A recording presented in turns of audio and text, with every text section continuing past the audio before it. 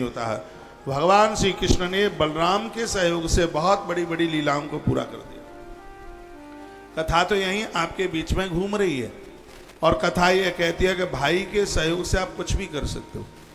लोग अचंभित हो जाएं, आश्चर्यचकित हो जाएं, जो एक ताकत भाई की है तुम्हारे पास, वो किसी से इतनी शक्ति नहीं मिल सकती। भाई के ताकत के सामने तो सगरी शक्ति बिल्कुल फैल है।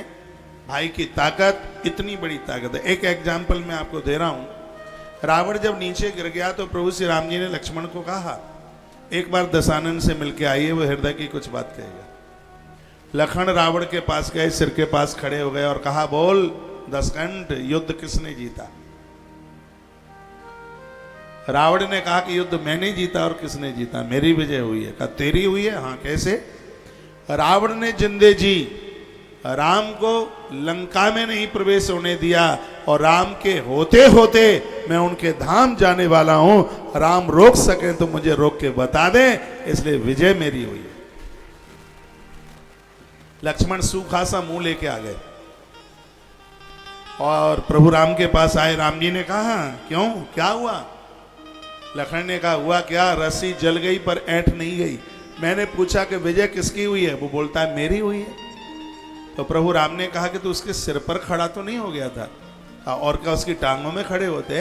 प्रभु राम ने कहा, चतुर्वेदी ब्राह्मण है, चारों वेदों को पढ़ने वाला, महादेव का परम भक्त है, और ब्राह्मण के तो चरणों में ही खड़े होने में फायदा है, उनके बगल में नहीं, उनके सिर के पास में नहीं। तू जा और उसके चरण में खड़े होना, वो अपने हृदय की बड़ी अद्भुत बात बोलेगा। तब लखनलाल द्वारा से गए और उसके चरणों की तरफ खड़े हुए, रावण के चरणों की तरफ। तब रावण की आंख में आंसू आ गए और रावण ने कहा कि राम महान है, मुझे लगता है कि उन्होंने ही तुम्हें द्वारा से भेजा है, और तुम पूछने के लिए आए हो तो विजय किसकी हुई है? हे लक्ष्मण, विजय राम की हुई है, ये सबको पता है। हर प्रकार से मैं राम से बड़ा हूं। देखा जाए तो वो कहता है, रावण मैं राम से बड़ा हूं, लेकिन मेरी पराजय हो गई। राम से मैं आयु में बड़ा हूं, मैंने 27 युग देखे हैं। राम से मैं संपदा में बड़ा हूं कि मेरी सोने की लंका है। राम से ज्यादा मैं कुनबे में बड़ा हूं, 27 वर्ष का है, और मेरी उम्र लाखों में हो गई है। लाखों वर्षों का हो गया था रावण। रावण कहता है कि हर प्रकार से मैं बड़ा हूं, जाति में मैं बड़ा हूं, संपदा में मैं बड़ा हूं, लेकिन फिर भी मेरी पराजय हो गई। लक्ष्मण, कारण बस एक था कि मेरे पास मेरा भाई विभीषण नहीं था, राम के पास उसका भाई लखनलाल था। बोल देना राम को, ये विजय राम की नहीं है, ये विजय भाई और भाई के संगठन की विजय है। यदि मेरे पास विभीषण होता तो राम के लिए बड़ा मुश्किल हो जाता ये युद्ध जीतने के लिए। और ये सच है, रावण की नाभि में अमृत था, ये विभीषण को ही पता था। एक बाण ब्रह्मा ने दिया था और वो मंदोदरी के पास बाण था, उसको हनुमान जी लेके आए। ये भेद विभीषण ने बताया था। यदि विभीषण रावण के पास होता तो युद्ध को विजय प्राप्त कर लेना बड़ा मुश्किल होता। तो इतनी सी कथा इसलिए कही जा रही है, लिखा गया है कि भगवान पे तत्रैव बलदेवेन संयुता, भागवत जी का श्लोक है ये गोवर्धन पूजा में। यानी यह कहता है कि श्लोक कहता है कि यदि भाई भाई आपस में मिलकर जिस किसी भी काम को करने की ठान लें, उसको कोई रोक नहीं सकता, उसको पूरा होना। और मैंने बहुत बार निवेदन किया है, चूल्हा चौके से भले ही अलग हो जाना, लेकिन दिल से, हृदय से, मन से कभी अलग मत होना। भाई भाई की बहुत बड़ी ताकत है, भाई भाई की बहुत बड़ी शक्ति है, इससे बड़ी कोई शक्ति ही नहीं है, ये समझ लीजिए। तो आज दोनों भाइयों ने मिलकर के इतना बड़ा अद्भुत काम।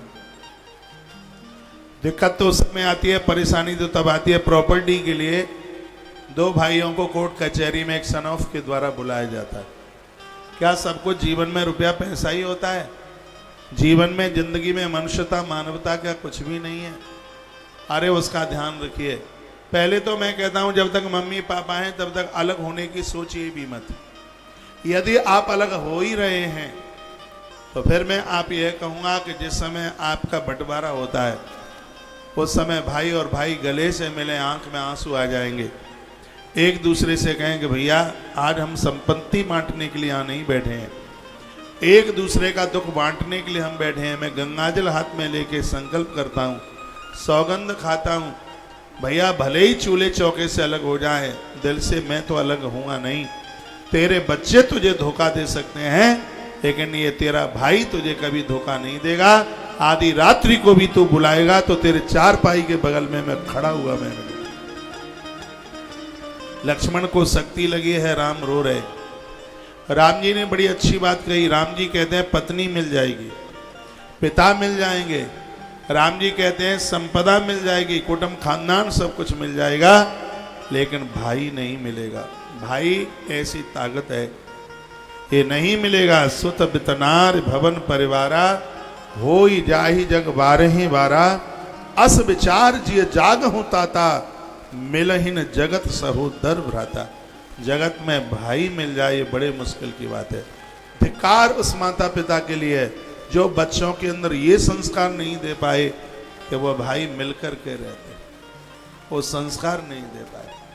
मेरी पवित्र व्यासपीठ निवेदन करना चाहेगी आज कथा के 6वें दिन में, बनती नहीं और आप अलग होते भी है तो इस तरीके से अलग होना कि तुम्हारा बंटवारा करने के लिए रिश्तेदार लोग ना आए, तुम्हारा बंटवारा करने के लिए और ये लोग ना आवे। अपने माता पिता के पास बैठना और घर वालियों को बंटवारे में कभी भी मत बिठाना, नहीं दिक्कत होगी, परेशानी होगी। आप कहोगे कैसे? पत्नी को तुमने बंटवारे में बिठाया तो वहाँ बंटवारा हो ही नहीं पाएगा, क्योंकि देवी को बुद्धिमानी ज़्यादा है। तुम तो सहर्ष उसको स्वीकार कर लेंगे, लेकिन वो कहेगी ऐसा नहीं ऐसे, ऐसा नहीं ऐसे, ऐसा नहीं ऐसे। आप बुरा ना मानिए, मैं सिर्फ छत्तीसगढ़ की माताओं के लिए नहीं, मैं पूरी दुनिया की है मैं बात कर रहा हूँ। जो आपको मिल गया है ये तो पुरखों का आशीर्वाद है। पैसा तो 20 नाखूनों से कमाइए, यहाँ तो जो मिल गया है उनका आशीर्वाद मिल गया है और उसको आशीर्वाद के रूप में ही स्वीकार कीजिए।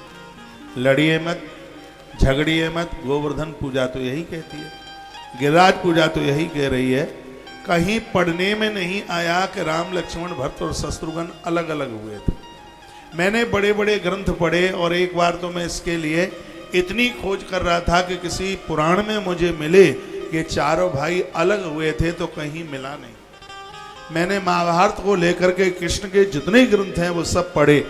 मैं इस खोज में मैं उतरा कि कहीं मुझे मिले कि पांडवों का कहीं बंटवारा हुआ है, लेकिन वो कहीं मुझे पढ़ने के लिए खोजने पर वह कहीं मिला नहीं। मैं फिर निवेदन करना चाहूँगा, जब तक माता पिता हैं तब तक आप बंटवारे की सोचिए ही मत। अब बहुत तो अलग हो ही गए हैं, हाँ हो गए हैं। अब आप बोल रहे होंगे, सोच रहे होंगे महाराज जी 4-6 साल पहले आ जाते तो इसके ऊपर जरूर जोर देते, लेकिन अब तो हम अलग हो गए हैं। चलो चूल्हा चौके से आप अलग हो गए हैं, हृदय से आप अलग मत होना। धिक्कार उन भाइयों के लिए है जो भाई और भाई के संग बेईमानी करता है। कभी कभी एक भाई दूसरे भाई को ऋण दे देता है, कर्जा दे देता है। प्रॉपर्टी में क्या मिलता है उसको, बंटवारे में क्या मिलता है, कर्जा। सो जिंदगी भर तो चुकाता रहे। और मैं बहुत विनम्रता के साथ कहूँगा, एक दिन मैंने बोला भी है कि बढ़िया से न्यायाधीश बनिए। एक बेटा सल्फास घोल करके दे दे और एक दूध का कटोरा पिलावे, फिर भी बंटवारे में बच्चों के प्रति पक्षपात बिल्कुल भी नहीं होना चाहिए। भले ही तुम्हारे घुटन आदर एक तरफ हो, एक तरफ तुम्हें कोई पूछता नहीं है, इतने पर भी जो बंटवारा है वो बराबर का होना चाहिए। सूर्य भगवान को जो अर्घ देते हैं उन्हें भी सूर्य भगवान उतना ही प्रकाश देते हैं, और जो सूर्य भगवान के सम्मुख बाथरूम करने को बैठ जाते हैं सूर्य भगवान उनको भी प्रकाश उतना ही देते हैं। इन देवताओं के अंदर बिल्कुल भी पक्षपात नहीं है, तो फिर आपके अंदर पक्षपात क्यों? ताली को ज्यादा तो नहीं बजा रहे हैं आप? ये गोवर्धन लीला, यह कथा बड़ी अद्भुत कथा है। इसमें एक परिवार को संगठित करने की कथा है, इसमें खानदान को संगठित करने की कथा। और ये बात मुझे बड़ी अच्छी लगी है, इसमें वर्णन है कि भाई और भाई का संगठन, दुनिया की ऐसी कोई ताकत नहीं है कि उन्हें कोई परास्त करके बता दे। गांधारी के 100 के ऊपर कुंती माता के 5 भारी हो गए, क्योंकि उनमें संगठन है। ये कोई बात है? रावण को 1 लाख बेटा, रावण के बेटों को 1.25 लाख बेटा, 2.25 लाख तो अकेले रावण की फौज है। फिर कुंभकर्ण के रहे होंगे और भी खानदान के उनके रहे होंगे, लेकिन एक राम के सामने रावण का किला ढह गया तो राम के पास में संगठन है। एक ये बात कहूंगा और एक दूसरी बात और कहूंगा, जो धर्म के रास्ते का चुनाव करके जीवन जीते हैं, आप ईमानदारी के साथ जीते हैं, धर्म ही तो है। भूल करके भी बेईमानी की सोचना मत। और यदि यहां कोई ऐसे बैठे हैं जिन्होंने भाई का भाग खाया है, भाई का हिस्सा खाया है, इससे बड़ी उनके जीवन में कोई गलती नहीं हो सकती। क्योंकि जो बेईमान हैं हमारे ग्रंथों में उसे धृतराष्ट्र कहते हैं, उसे धृतराष्ट्र कहते हैं। ऐसा जीवन बिल्कुल जीना नहीं है। दूसरे का भाग दूसरे के हाथ में दे दीजिए। कोशिश करिए इस बात की कि हमें किसी का नहीं चाहिए, और इस संतुष्टि के साथ में जो लोग जीवन जीते हैं उनके जीवन में आनंद ही आनंद होता है, उनके जीवन में खुशियां ही खुशियां होती हैं, उनकी जिंदगी में प्रसन्नता ही प्रसन्नता होती है। ऐसा जीवन जी करके देखिए, आनंद हो जाएगा। और पांडवों को आप देखिए, पांडवों के साथ तो बहुत बड़ा अन्याय हुआ। दुनिया का ये पहला इतिहास में ये गर्जना हुई है कि इतनी बड़ी संपदा हस्तिनापुर की और पांडव 5 गांव के लिए तैयार हो गए। सिर्फ 5 गांव, 5 गांव से हम अपना काम चला लें, लेकिन दुर्योधन तो वो भी नहीं देता। बेईमानों की क्या स्थिति होती है? गांधारी ने अपनी बात में ये बात कही, संतुष्टमय जीवन जीना। तो भगवान पितत्रैव बलदेवेन संयुता, कृष्ण और बलराम ने मिलकर के श्री ब्रज में बहुत बड़े बड़े काम कर दिए। गिरिराज उठाया, आश्चर्य हो गया था। 7 वर्ष का बालक, उम्र 7 साल की थी उस समय कृष्ण की। क्या उम्र होती है 7 वर्ष? लेकिन भगवान श्री कृष्ण ने अपनी उंगली के ऊपर श्री गिरिराज। कृष्ण जो भी कोई काम करते हैं तो बलराम जी को पूछते हैं, उन्हें पास में, उनके पास बैठते हैं। आप भी कोई काम करें, अपने परिवार के लोगों के पास बैठें, भाई के पास बैठें, समाधान हो जाए। यहाँ की तो बहनें माता ऐसी नहीं होंगी, ज्यादातर से भाई भाइयों को अलग करने में माताओं का एक बहुत बड़ा हाथ होता है। बुरा तो नहीं लग गया है? अभी हो सकता है बुरा लगे, लेकिन जब तुम सास बन जाओगी तब बात जरूर समझ में आ जाएगी। यदि आपके घर में आपका पति द्वंद्व करता है, माता पिता से बोलता नहीं है, जेठ देवर से बोलता नहीं है, घर में भूख हड़ताल हो जाए, कह देना कि चूल्हा तब जलेगा, पहले आप गले और गले मिलिए। नारी चाहे तो परिवार को आबाद कर दे और नारी चाहे तो घर को बर्बाद कर दे, ये नारी के हाथ में। नारी एक शक्ति है। आप कितने भी आनंद के साथ जी रहे हैं, ये अपने केस खोल करके थाने में पहुंच जाए, करोड़ों की इज्जत पाम के नीचे चल करके आ जाएगी, मिनट नहीं लगेगी। परिवार की इज्जत नारी बना करके रखती है। खानदान की इज्जत तो इसके हाथ में, इसके बिना तो घर चलता नहीं, इसके बिना तो कुछ है ही नहीं। तो मैं आज सूरजपुर की इस पवित्र व्यासपीठ से अति मुदित प्रसन्न होकर ये कहना चाहूंगा, यदि आपने मेरी व्यासपीठ की कथा को लाइक किया है, भूखे रह लेना, कम कपड़ों में रह लेना, लेकिन घर में द्वंद्व मत होने देना, झगड़े मत होने देना, कलह मत होने देना। ये बहुत बड़ा दुर्भाग्य है यदि आप में कोई ऐसे बैठे हैं जिन्हें भाई और भाई में बोल चाल नहीं है। ये बिल्कुल भी ठीक नहीं है। परिवार में 3 चीजों का होना जरूरी है, एक है सत्य, और एक है प्रेम, और एक है करुणा। घर में सत्य होता है तो घर अयोध्या बन जाता है, घर में प्रेम होता है तो वह घर वृंदावन बन जाता है, और घर में करुणा होती है तो वो घर काशी बन जाता है। क्योंकि शंकर करुणा के अवतार हैं, कृष्ण प्रेम के अवतार हैं, और प्रभु राम सत्य के अवतार। जॉइंट फैमिली में चोरियां बहुत होती हैं, गले में हाथ मार दो, अकेले बाद में अलग अलग होंगे तब ये पैसा काम में आएगा, लेकिन चोरी का पैसा मोरी में जाता है, दवाइयों में चला जाएगा, बीमारियों में चला जाएगा। ईमानदारी कोई चीज, बड़े धन्यवाद के प्रतीक लोग हैं, ईमान ही जिनकी जिंदगी। जो जरूरत है, एक दिन और भी मैंने बोला मांग करके ले लीजिए, क्या चोरी करनी है। इतने बढ़िया लोग, इतने इंसान लोग, इतने अच्छे इंसान लोग, और उनके पास में ऐसी ये गलत हरकत आती है कि ज्वाइंट फैमिलियों में बहुत चोरी होती है, और ऐसे छिपा के रख देंगे, साड़ू के यहाँ भेज देंगे, ससुराल में भेज देंगे, और कोई साड़ू का मित्र वहाँ पता ही नहीं लगे किसी को। और ये बिल्कुल ठीक नहीं है, ये बिल्कुल बढ़िया नहीं है। भागवत का अनुभव बोलता है। और ये सब परिणाम, सुख दुख सब इसी धरती पर है, स्वर्ग और नर्क सब इसी धरती पर है। लोगों को तो लगता है कि पैसे वाले सुखी हैं। मैंने बड़े धनवान देखे इस धरती पर, इतने पैसे वाले देखे, पैसा है, बीमारियां भरी पड़ी हैं, पैसा है, बीमारी है, हाथ नहीं है, पाम नहीं है, आंख नहीं है, लीवर नहीं है, किडनी नहीं है, ये बीमार परेशान, क्या होगा उस पैसे का? जो भी हम कष्ट भोग रहे हैं वो सब हमारा प्रारब्ध है। पिछले बार तो प्रारब्ध हमें तो ठीक ठाक नहीं कर पाए, परेशानियां दिक्कतें आ गई, तो अब तो कुछ ऐसा कर ले भैया कि प्रारब्ध के ये दुखड़े कट जाए। ये दान पुण्य क्यों होता है, पूजा पाठ तीर्थ यात्रा क्यों होती है? ये इसलिए होती है कि यदि पूर्व में हमसे कुछ गलत हो गया है तो किए गए पुण्यों के द्वारा उसको समाप्त कर दिया जाता है। तो ये इसलिए सत्कर्म, अच्छे काम इसलिए किए जाते। 7 दिन 7 रात्रि तक पानी गिरा, वहीं आ जाइए प्रसंग में। 7 ही दिन 7 रात्रि तक ही जल क्यों गिरा? कम ज्यादा गिर जाता, क्योंकि ये पानी गिरा है, ये वासना का प्रतीक है। ये भोग 7 दिन 7 रात ही बरस रहे हैं, कोई कोई बिरला इनसे बच पाता है। ये कोयले का डिपो है, इस कोयले के डिपो में यदि किसी का मुंह काला ना हुआ हो तो वो बड़ा बड़भागी है, भाग्यशाली है। और आज के समय में तो अपने चरित्र को स्वच्छ और शुद्ध रखना बहुत बड़ी बात हो गई है, बड़ी कठिनाई की बात हो गई। ये 7 दिन 7 रात्रि तक गिरने वाला पानी, ये वासना, ये भोगों की वर्षा है।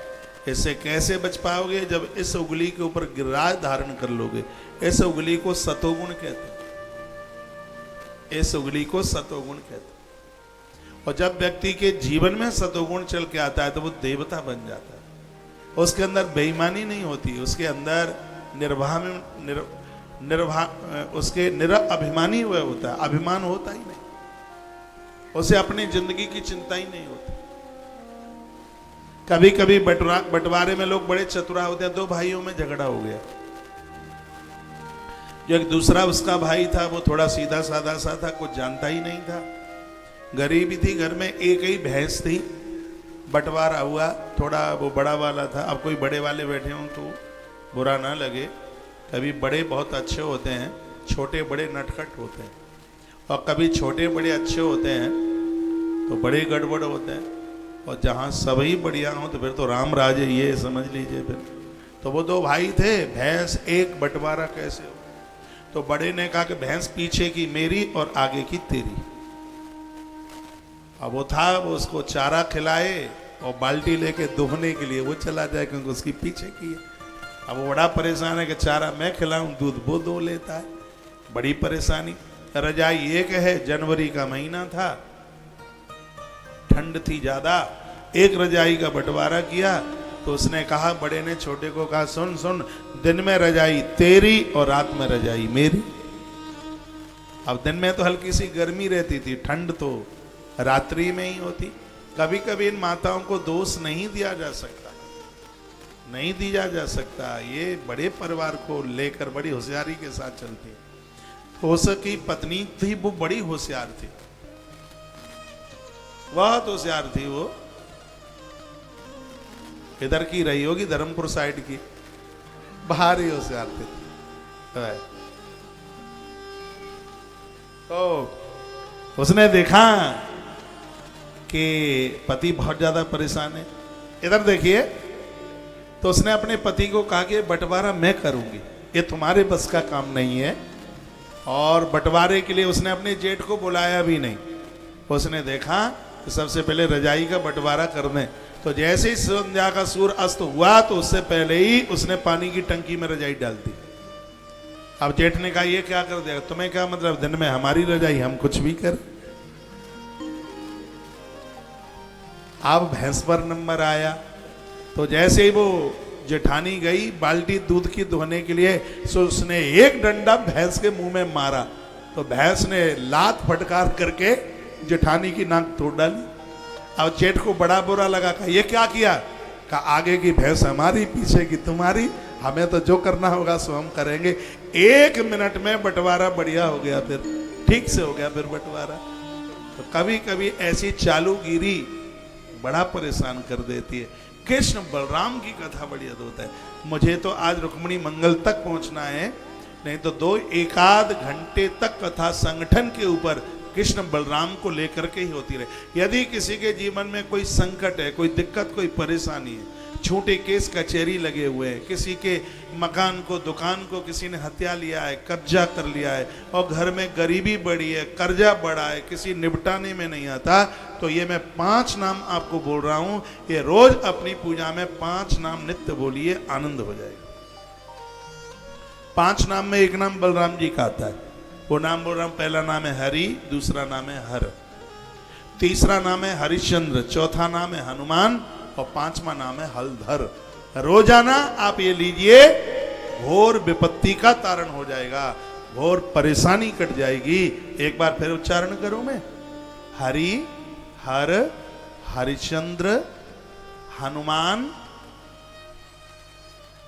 और हलधर, ये 5। आप गाड़ी पर ज्यादा चलते हैं, ये सब चीजें ग्रंथों में लिखी। आप गाड़ी में बहुत ज्यादा चलते हैं, सड़क पर बहुत ज्यादा चलते हैं, गाड़ी का कभी एक्सीडेंट नहीं होगा, कभी दुर्घटना नहीं घटेगी। पवन देव ने अपने दूसरे पुत्र को वरदान दिया है। हनुमान जी के दूसरे भाई हैं जिसका नाम है गतिमान। गतिमान हनुमान जी के मंदिर में जाएं, हनुमान जी के मंदिर के बाहीं चरण का सिंदूर लेके आइए।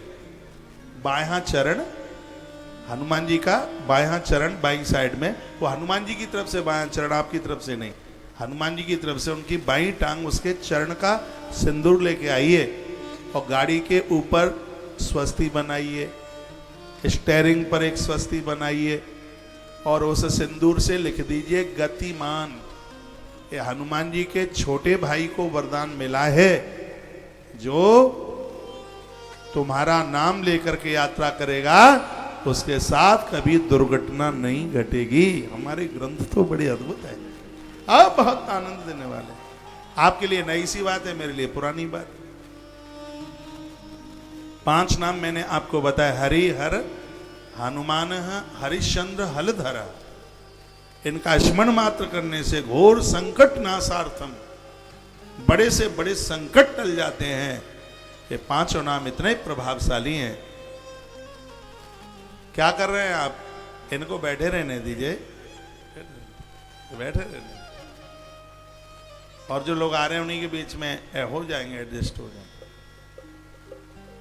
काफी खुली जगह है उसमें, थोड़ा थोड़ा आ जाइए आगे, हल्का सा आ जाइए, थोड़ा थोड़ा जाए, नहीं जहां बैठे वहां से आगे नहीं, तो बीच में गैप है। घर में खुल के बैठते हैं, सत्संग में चिपक के बैठते हैं, बीच में गैप नहीं रहे, संख्या ज्यादा होगी, सबको बैठने को जगह मिले, थोड़ा थोड़ा बस आगे आ जाए, ठीक है।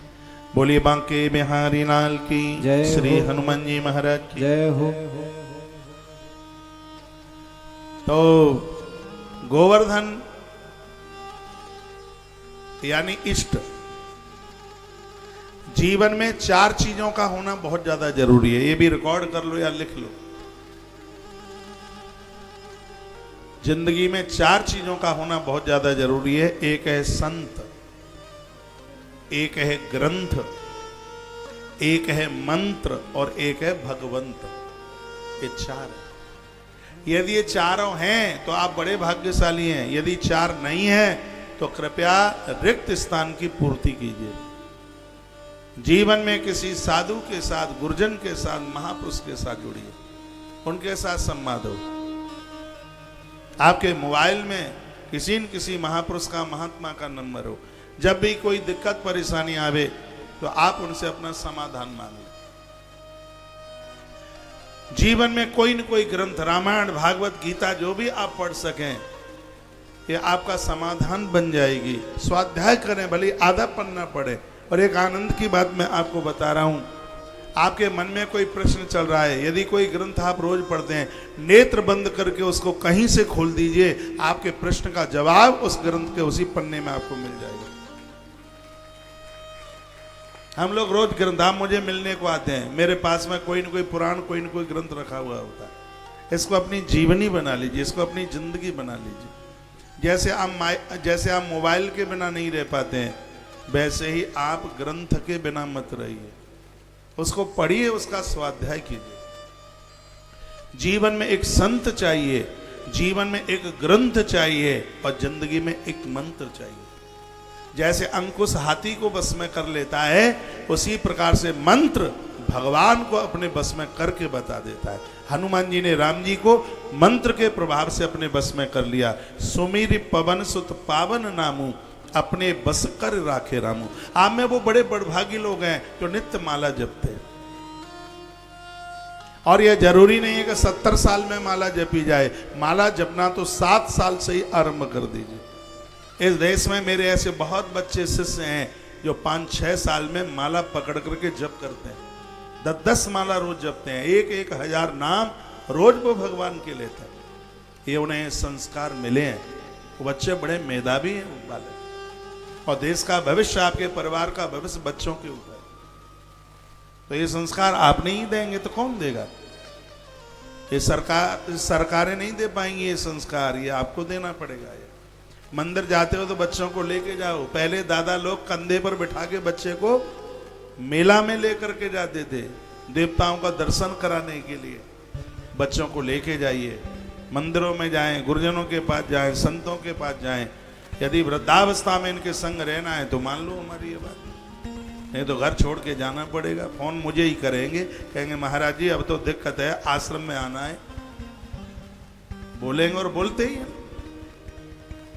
इसलिए इसमें कच्चे मत रह जाइए, इसमें परिपक्व बनिए। इसमें तो जीवन में एक संत चाहिए, जीवन में एक ग्रंथ चाहिए। मेरी बहनों, जीवन में एक मंत्र चाहिए। तुम्हारी डुकरिया जप करती है कि नहीं करती, तुम जरूर कीजिए।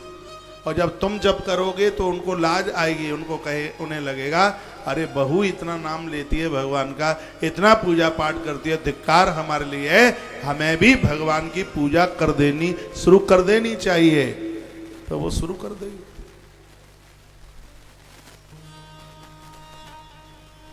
और चौथी बात है कि जिंदगी में एक भगवंत चाहिए, कोई न कोई इष्ट होना ही चाहिए।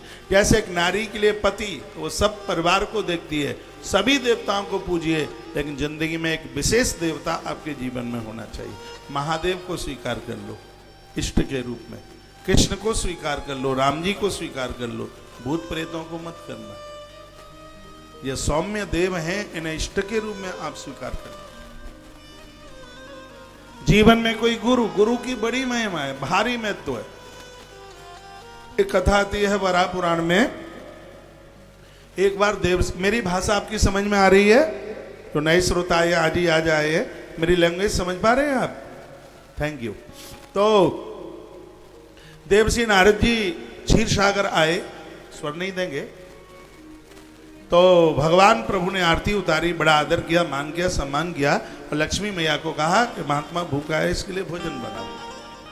नारद जी के लिए भोजन प्रसाद बनाया गया। नारद जी ने बड़े आनंद के साथ खाया, और भोजन करके नारद जी जाने लगे। वहां तक भगवान ने उन्हें विदा भी किया, और फिर लक्ष्मी को बोले, सुनो, जिस जगह पर नारद जी ने बैठ के भोजन किया है ना, वो स्थान ज्यादा अपवित्र हो गया है, गैया के गोबर से उसकी लिपाई करो। ये तब जगह शुद्ध होगी। कान के ढपोला खोल के सुन लो, जहां जहां नारद जी के पांव पड़े हैं, जहां उन्होंने भोजन किया है, वो जगह अपवित्र हो गई है। इसको शुद्ध करने के लिए गैया के गोबर से इसकी लिपाई करो। वराह पुराण की कथा। तो नारद जी अभी ज्यादा दूर तक नहीं निकले थे। नारद जी सुनते ज्यादा हैं, तो उन्होंने ये बात सुन ली और हाल ही लौट के आ गए। नारद जी को बड़ा बुरा लगा कि मेरे पांव जहां गिरे हैं वो जगह अपवित्र हो गई, जहां मैंने बैठ करके भोजन किया वो स्थान अपवित्र हो गया। तो नारद जी ने भगवान को पूछा, यदि मैं अपवित्र हूं तो तुमने मेरी आरती क्यों उतारी? यदि मैं अपवित्र नहीं हूं तो उस जगह को गोबर से लिपाई की बात आप क्यों कर रहे हैं? तो भगवान नारायण बोले, नारद जी बुरा ना मानिए, तुम ब्रह्मा के पुत्र हो, तुम्हारा भेष साधु का है, आप महापुरुष का भेष लिए हुए हैं, इसलिए हमने आपकी आरती उतारी है। आप अतिथि हैं, इसलिए हमने तुम्हारी आरती उतारी है, तुम्हारा आदर किया है, तुम्हारा मान किया है।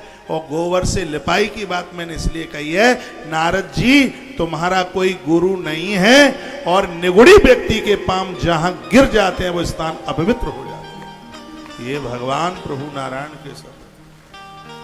जिंदगी नहीं है तब तक शुरू, जब तक जिंदगी में नहीं है कोई बढ़िया सा गुरु। गुरु शब्द अंधकारोस्ति ऋषब्द प्रकाशितः। गुरु अंधकार के दलदल से हमें निकाल करके प्रकाश के पहाड़ पर ले जाकर के बिठा देता है। इसलिए जीवन में एक संत, एक गुरु चाहिए, जीवन में एक भगवंत चाहिए, जीवन में एक मंत्र चाहिए, और जीवन में एक ग्रंथ चाहिए। यदि ये चारों हैं तो अच्छी बात है, और नहीं है तो कृपया रिक्त स्थान की पूर्ति कीजिए।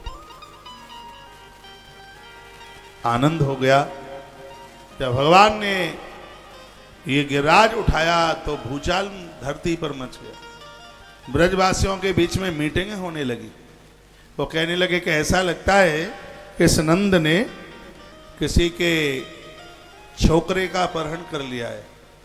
गड़म सामृतकम नाम मेघा तस्सात्म कारणम। सामृतक नाम के मेघ ने जो घोर वर्षा करी और उस पानी का कोई असर नहीं हुआ ब्रज के ऊपर, धूल उड़ती रही। ऐसा लगता है करामाती जो बालक है ये नंद का नहीं है, ये कहीं से इसको किडनैप करके लाया। तो ये चर्चा सिरादे, ये चर्चा घर घर में चल रही थी। तो कुछ लोगों ने कहा वो तो हमने पहले ही कहा, बाबा गोरा अम्मा गोरी, ये कलुआ, ये काला है, ये तो लगता ही नहीं है इस खानदान का। अब ये मीटिंग हुई कि ये आया कहाँ से, ये काला है। ये चर्चा तो उस समय बहुत होती थी, माता पिता गोरे, ये काला क्यों। एक बार गोपियों ने पूछा था, कन्हैया ये बताइए श्याम सुंदर, तुम्हारा पूरा कुनबा गोरा है लेकिन तुम काले क्यों? तो कृष्ण कहते हैं, गोपियों तुम आंख में काजल लगाती हो, काजल लगी हुई आंखों में हम आके बैठ जाते, हम तो गोरे ही थे, तुम्हारी आंखों के काजल से हम खारे हो गए। कृष्ण बोले। एक दिन गायों ने पूछा कि तुम्हारा सब कुनबा गोरा है, प्रभु आप काले क्यों हैं? भगवान बोले हम तो गोरे ही थे, जब से तुम कारी कारी गायों का दूध पिया है तब से हम कारे हो गए। एक दिन मैया यशोदा ने पूछा, लाला सब लोग कहते हैं हम गोरे, तू काला क्यों है? तो कृष्ण कहने लगे, मैया इसमें तो कमी तुम्हारी है। जिस दिन रात में हम जन्मे उस दिन अंधेरिया रात थी, उस दिन कालमा छाई हुई थी, तू अपने बगल में हमें सुलाई थी और तूने हाथ से मुझे छाती से लिपटा लिया और एक टांग मेरे ऊपर रख दी। तूने जब हाथ से मुझे अपनी छाती से चिपकाया तो काला काला धुआं भी मुझसे चिपट गया, और तूने मेरे कमर के ऊपर टांग रखी, तब से मैं टेढ़ा भी हो गया, बांका भी हो गया। एक ही रात में काला और टेढ़ा दोनों का दोनों में हो गया। एक दिन दुर्योधन ने पूछा, तेरा पूरा कुनबा गोरा है, तू काला कैसे है? तो भगवान ने कहा, ये धूर्त पापी कहेंगे, मैं तेरा काल बन करके आया हूं इसलिए मैं काला हूं। एक बार भगवती राधा रानी ने पूछा, कहा श्याम सुंदर ये बताओ तुम्हारा पूरा कुनबा गोरा है लेकिन तुम काले क्यों हो? तो भगवान कृष्ण बोले, राधे तुम न होती गोरी तो हम न होते काले। तो राधा ने कहा तो इसका मतलब क्या है? तो भगवान बोले कि गोरे के ऊपर काला ज्यादा जचता है, गोरे को काला आप पहना दो, कपड़ा इतना मलूक लगता है, और हम जैसे काले को यदि काला पहना दिया तो पंडाल छोड़ के भाग जाओगे। काले के ऊपर काला जमता नहीं है, गोरे के ऊपर काला इतना जमता है। तो भगवान बोले तुम गोरी हो इसलिए हम तो तुम्हारे दुपट्टे का काम कर रहे हैं कलुआ बन करके। आनंद हो गया। कृष्ण की तो बातें ही बड़ी अद्भुत है। आइए दो पंक्तियां भगवान के चरणों में समर्पित। जरा इतना बता दे काना तेरा रंग काला क्यों, काला हो करके तू जग से निराला क्यों, इतना बता दे काना। दोनों हाथ ऊपर।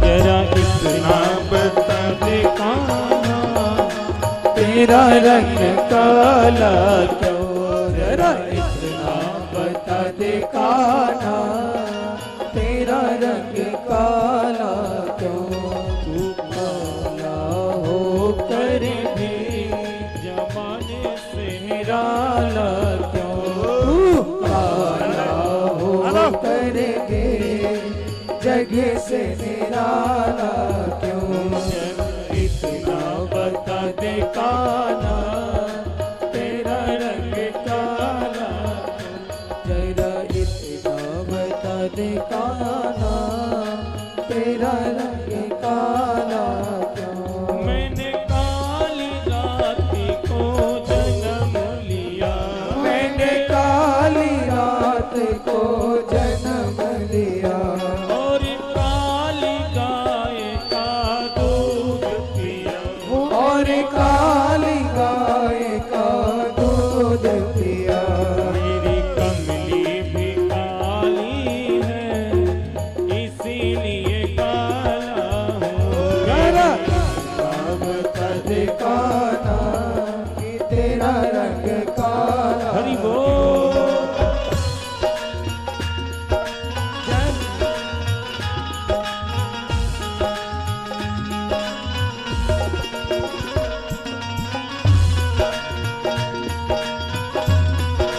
सावले सरकार की जय हो।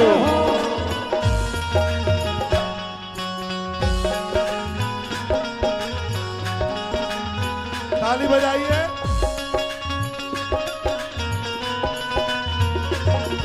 आप भी बजाओ ताली, टेंशन में बैठो।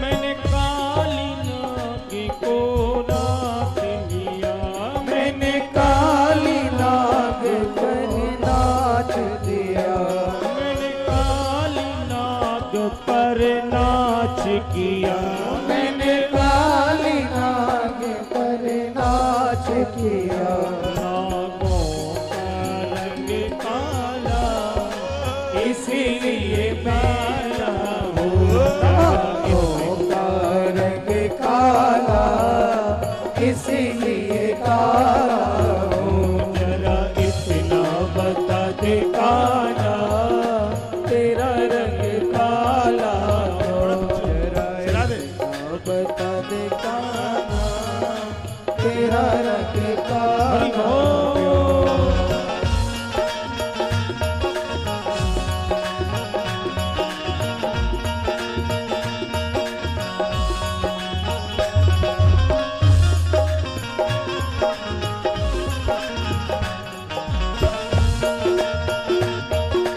हरि बोल।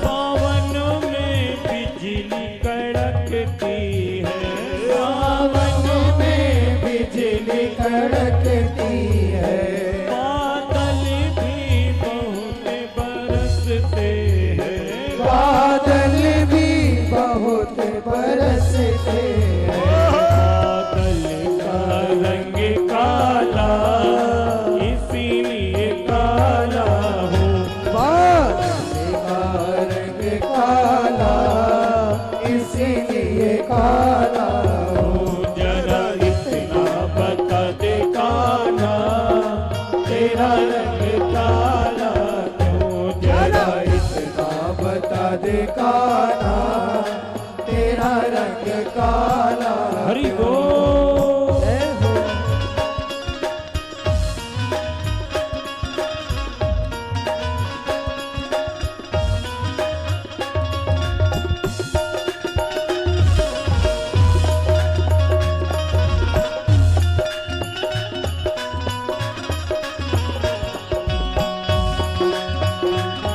राधे। वीडियो।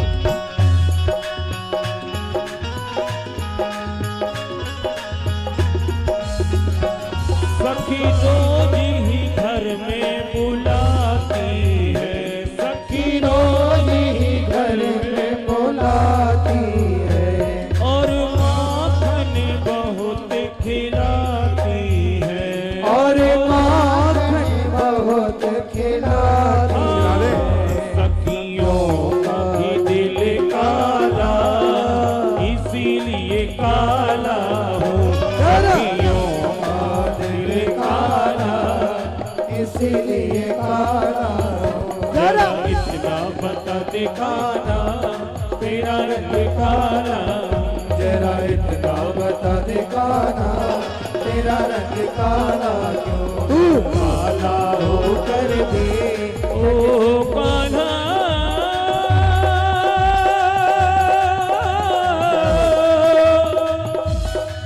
ओ कान्हा,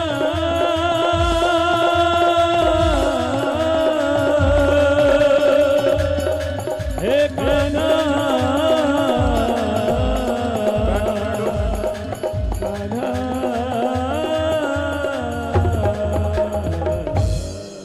बोली कुंज बिहारी लाल की जय हो श्री गोवर्धन नाथ भगवान की जय हो। आखिर में सभी ब्रजवासियों को भूल समझ में आई और सबको लगा कि ये साक्षात ईश्वर है। भगवान ने 7 वर्ष की उम्र में इतनी अद्भुत लीला कर दी, इंद्र को भूल समझ में आ गई। देवराज इंद्र अपने साथ में सुरभि नाम की गैया को लेकर के भगवान की स्तुति करने को आए। आप सुन नहीं रहे, देखिए पहले आप नाचते हैं फिर आधे घंटे में शांत हो पाते, तो कभी कभी ये कीर्तन भी खतरा बन जाता है। फिर पहले साइलेंट होकर आप सुनिए, बड़े अच्छे लग रहे हैं, आपके लिए बड़े अच्छे अच्छे मैसेज आ रहे हैं और इसमें लिखा है कि यहाँ की बहनें बड़ी उत्साहित हो रही हैं और बड़ी सुंदर लग रही हैं। तो मैंने तो एक ही दिन बोल ही दिया है कि आप अपनी शादी पर जितनी सुंदर लग रही थी उससे ज़्यादा इस आयोजन में आप बढ़िया लग रही हैं, मलूक लग रही हैं। भाई लोग भी बड़े अद्भुत उत्साह है। देखिए मैं बहुत बार कहता हूँ कि आदमी चमड़े से सुंदर नहीं है, अलंकार आभूषण से सुंदर नहीं है, वो अपने चरित्र और उत्साह से सुंदर लगता है। तो सब चीजें आपको देखने में, आपके अंदर देखने में मिल रही। इंद्र को भूल समझ में आ गई। इंद्र रो पड़े आके भगवान के सामने गिड़गिड़ाने लगे। भगवान ने कहा क्या हुआ है? तो ये कहने लगे भगवान मुझसे गलती हो गई है और मैंने बिना समझी के और मैंने इतनी बड़ी घोर वर्षा कर दी, प्रलयकालीन पानी मैंने गिराया। नमस्तुभ्यं भगवते पुरुषाय महात्मने, मैं आपको नमस्कार प्रणाम करता हूँ। वासुदेवाय कृष्णाय सात्वताम पतये नमः। आप सत्य की स्थापना करने वाले हैं, आप सबके प्राण हैं, आपके बिना कुछ भी नहीं है। भूल हमसे हुई है, भगवान आप हमें माफ कर दीजिए। भगवान ने कहा देवराज इंद्र गलती तो तुमने बहुत बड़ी करी है, एक बात से हम बस तुम्हें माफ कर देते हैं, वो ये है कि तुम्हारी वजह से मुझे अपने ब्रजवासियों के संग 7 दिन और 7 रात्रि तक एक जगह पर रहने का मुझे मौका मिल गया है, और जिनकी वजह से मुझे अपने भक्तों के संग रहने का मौका मिल जाता है, तो यदि उस व्यक्ति से कोई गलती भी हो गई है तो उसकी गलतियों को मैं क्षमा कर देता हूं, मैं उसकी गलतियों को